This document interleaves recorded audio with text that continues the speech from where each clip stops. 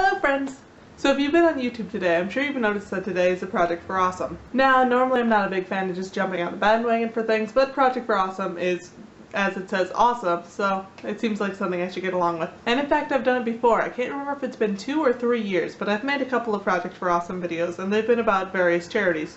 But this year I was thinking of what charities are actually near and dear to my heart, and I managed to come up with 3. One is Warm Up Sioux Falls, which doesn't really help unless you're from my immediate area, although if you are, you should definitely look it up because it's very fun. Another is the Girl Scouts, which I do love and you should definitely look into, but I'm not going to talk about it today because we're going to spend time on the third one, which is, as I've mentioned several times on this channel, NaNoWriMo. Yes, I know I talk about NaNoWriMo too much, but I do love NaNoWriMo, and that is why I want to support it for the Project for Awesome. So anyway, I wanted to start off with telling you a short story. So my mother is an elementary school teacher, and right now in her English section of the classes, she's trying to convince her children to write an actual story.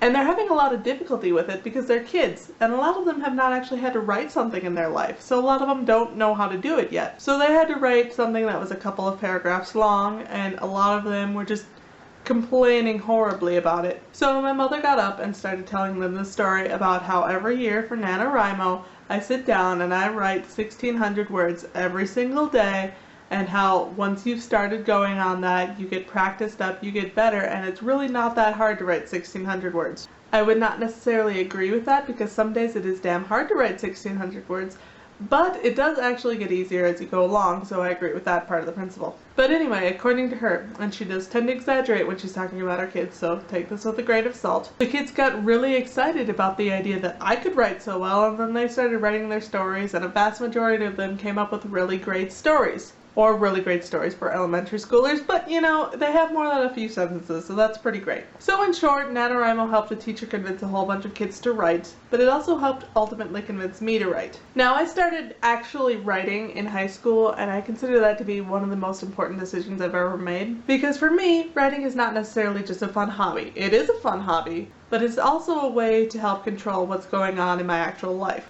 And when you're in high school, being able to control an aspect of your life is something that you desperately need. I mean, my first few years of high school, I kind of liked writing, but it wasn't really a big deal. And then by the time I started getting into NaNoWriMo, it became a really important feature of my life.